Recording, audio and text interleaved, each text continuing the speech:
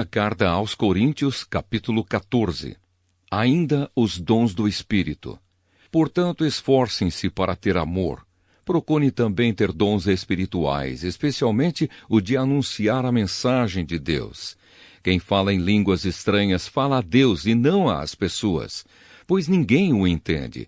Pelo poder do Espírito Santo, ele diz verdades secretas.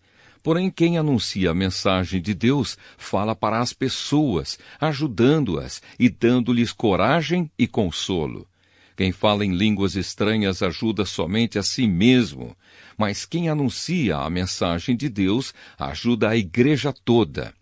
Eu gostaria que vocês todos falassem em línguas estranhas, mas gostaria ainda mais que tivessem o dom de anunciar a mensagem de Deus, porque quem anuncia a mensagem de Deus tem mais valor do que quem fala em línguas estranhas, a não ser que esteja ali alguém que possa interpretar o que está sendo dito, para que toda a igreja seja ajudada espiritualmente.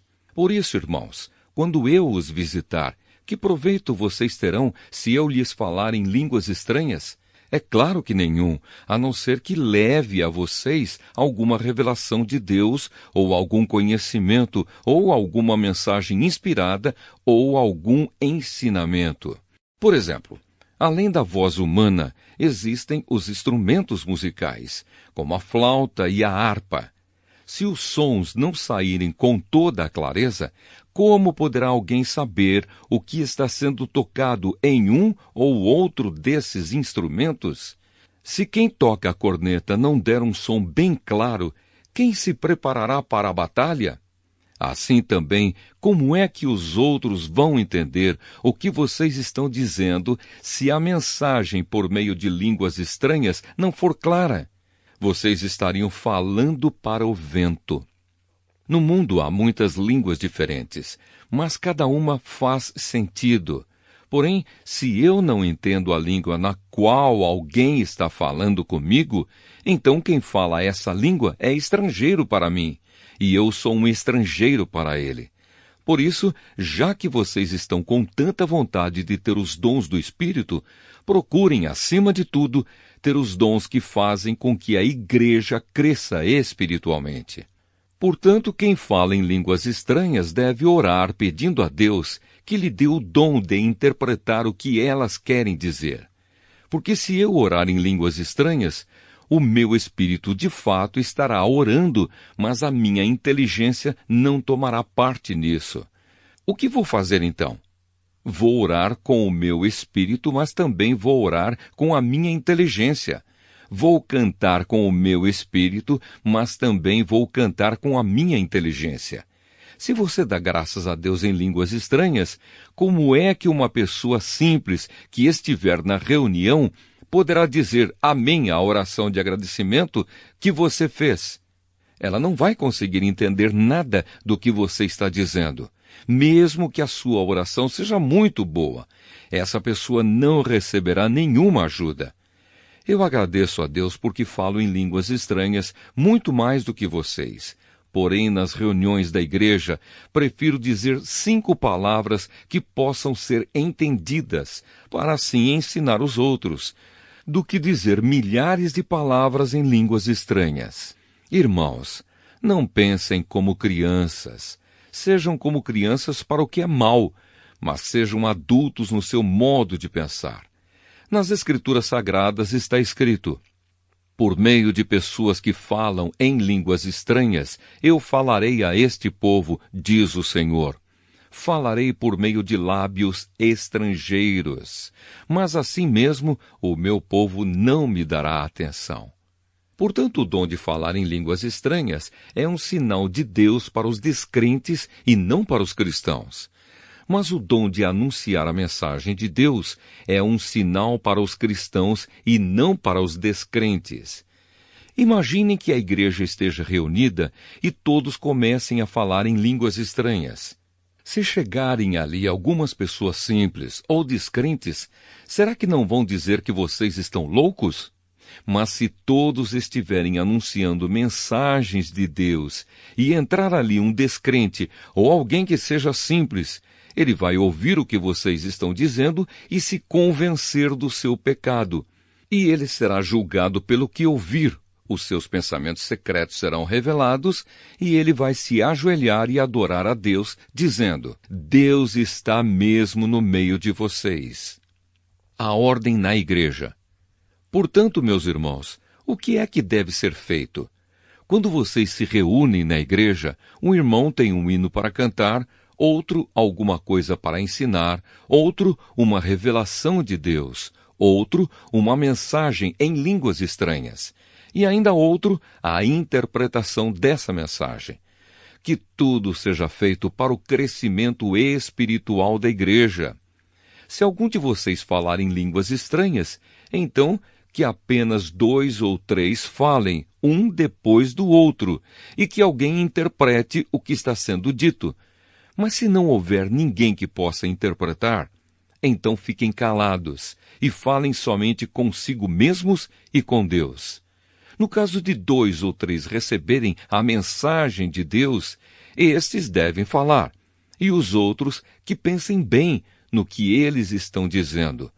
Se uma outra pessoa que estiver ali sentada receber a mensagem de Deus, quem estiver falando deve se calar. Vocês todos podem anunciar a mensagem de Deus, um de cada vez, para que todos aprendam e fiquem animados.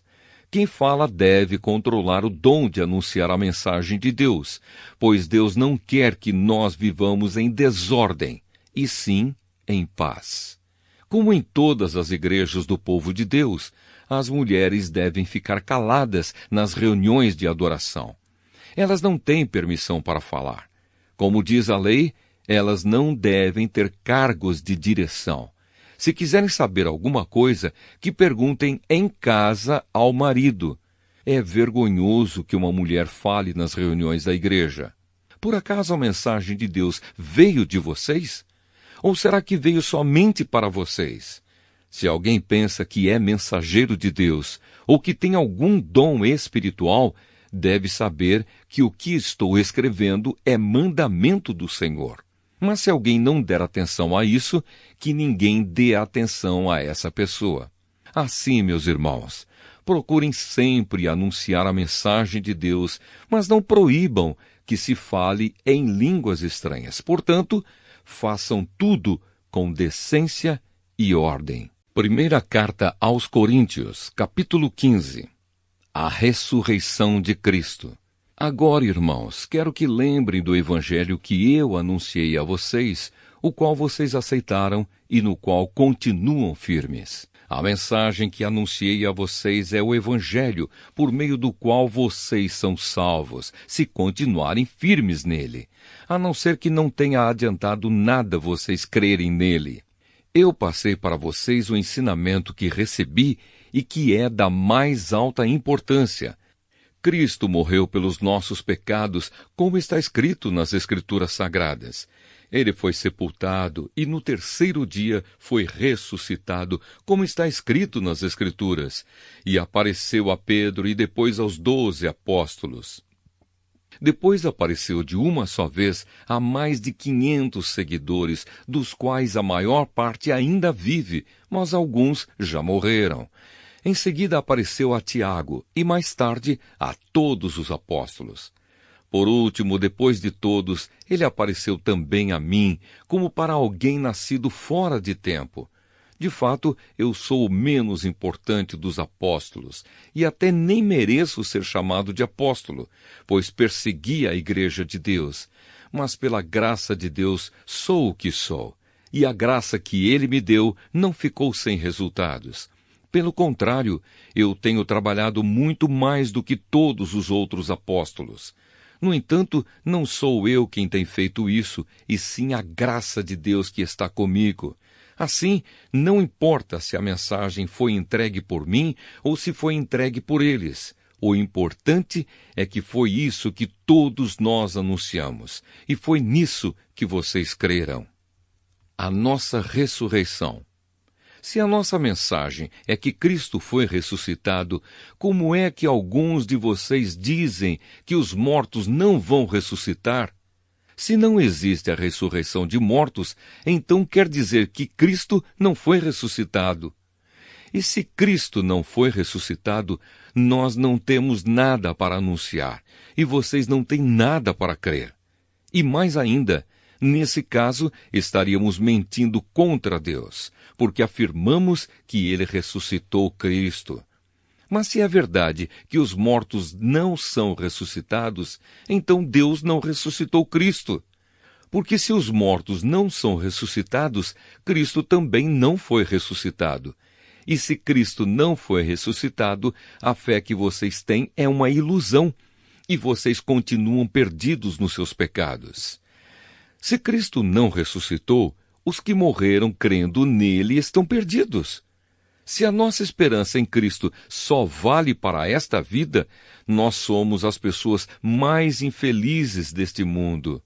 Mas a verdade é que Cristo foi ressuscitado, e isso é a garantia de que os que estão mortos também serão ressuscitados. Porque assim como por meio de um homem veio a morte, assim também por meio de um homem veio a ressurreição. Assim como por estarem unidos com Adão, todos morrem, assim também, por estarem unidos com Cristo, todos ressuscitarão. Porém, cada um será ressuscitado na sua vez. Cristo, o primeiro de todos, depois os que são de Cristo quando ele vier, e então virá o fim. Cristo destruirá todos os governos espirituais, todas as autoridades e poderes, e entregará o reino a Deus o Pai. Pois Cristo tem de reinar até que Deus faça com que ele domine todos os inimigos. O último inimigo que será destruído é a morte. As Escrituras Sagradas dizem: Deus pôs todas as coisas debaixo do domínio dele. É claro que dentro das palavras, todas as coisas, não está o próprio Deus, que põe tudo debaixo do domínio de Cristo. Mas quando tudo for dominado por Cristo, então o próprio Cristo, que é o Filho, se colocará debaixo do domínio de Deus, que pôs todas as coisas debaixo do domínio dele. Então Deus reinará completamente sobre tudo. Pensem agora nas pessoas que são batizadas em favor dos mortos. O que é que elas esperam conseguir? Se os mortos não são ressuscitados, por que é que essas pessoas se batizam em favor deles? E quanto a nós, por que é que nos colocamos em perigo a toda hora? Irmãos, eu enfrento a morte todos os dias. Se afirmo isso, é pelo orgulho que tenho de vocês, pois estamos todos unidos com Cristo Jesus, o nosso Senhor. Aqui em Éfeso, eu lutei contra inimigos como se lutasse contra animais selvagens. E se fiz isso somente por interesses humanos, o que foi que eu consegui com isso? Se é verdade que os mortos não são ressuscitados, façamos o que diz o ditado: comamos e bebamos, porque amanhã morreremos. Não se enganem. As más companhias estragam os bons costumes. Comecem de novo a viver uma vida séria e direita e parem de pecar. Para fazer com que vocês fiquem envergonhados, eu digo o seguinte: alguns de vocês não conhecem a Deus. A ressurreição do corpo. Mas alguém perguntará: como é que os mortos são ressuscitados? Que tipo de corpo eles vão ter? Seu tolo! Quando você semeia uma semente na terra, ela só brota se morrer. E o que foi semeado é apenas uma semente, talvez um grão de trigo ou outra semente qualquer, e não o corpo já formado da planta que vai crescer. Deus dá a essa semente o corpo que Ele quer e dá a cada semente um corpo próprio. E a carne dos seres vivos não é toda do mesmo tipo. Os seres humanos têm um tipo de carne, os animais, outro, os pássaros, outro, e os peixes, ainda outro. Há também corpos do céu e corpos da terra. Existe um tipo de beleza que pertence aos corpos celestes, e há outro que pertence aos corpos terrestres. O sol tem o seu próprio brilho, a lua outro brilho, e as estrelas têm um brilho diferente. E mesmo as estrelas têm diferentes tipos de brilho. Pois será assim quando os mortos ressuscitarem. Quando o corpo é sepultado, é um corpo mortal, mas quando for ressuscitado, será imortal. Quando ele é sepultado, é feio e fraco, mas quando for ressuscitado, será bonito e forte. Quando é sepultado, é um corpo material, mas quando for ressuscitado, será um corpo espiritual. É claro que, se existe um corpo material, então tem de haver também um corpo espiritual, porque as Escrituras Sagradas dizem: Adão, o primeiro homem, foi criado como ser vivo. Mas o último Adão, Jesus Cristo, é o Espírito que dá vida. Não é o espiritual que vem primeiro, mas sim o material. Depois é que vem o espiritual. O primeiro homem foi feito do pó da terra. O segundo veio do céu. Os que pertencem à terra são como aquele que foi feito do pó da terra. Os que pertencem ao céu são como aquele que veio do céu. Assim como somos parecidos com o homem feito do pó da terra, assim também seremos parecidos com o homem do céu. Meus irmãos, o que eu quero dizer é isto: o que é feito de carne e de sangue não pode ter parte no reino de Deus, e o que é mortal não pode ter a imortalidade. Escutem bem este segredo: nem todos vamos morrer, mas todos nós vamos ser transformados, num instante, num abrir e fechar de olhos, quando tocar a última trombeta. Ela tocará, os mortos serão ressuscitados como seres imortais, e todos nós seremos transformados. Pois este corpo mortal precisa se vestir com o que é imortal. Este corpo que vai morrer precisa se vestir com o que não pode morrer. Assim, quando este corpo mortal se vestir com o que é imortal, quando este corpo que morre se vestir com o que não pode morrer, então acontecerá o que as Escrituras Sagradas dizem: a morte está destruída, a vitória é completa. Onde está, ó morte, a sua vitória? Onde está, ó morte, o seu poder de ferir? O que dá à morte o poder de ferir é o pecado. E o que dá ao pecado o poder de ferir é a lei. Mas agradeçamos a Deus que nos dá a vitória por meio do nosso Senhor Jesus Cristo. Portanto, queridos irmãos, continuem fortes e firmes, continuem ocupados no trabalho do Senhor, pois vocês sabem que todo o seu esforço nesse trabalho sempre traz proveito.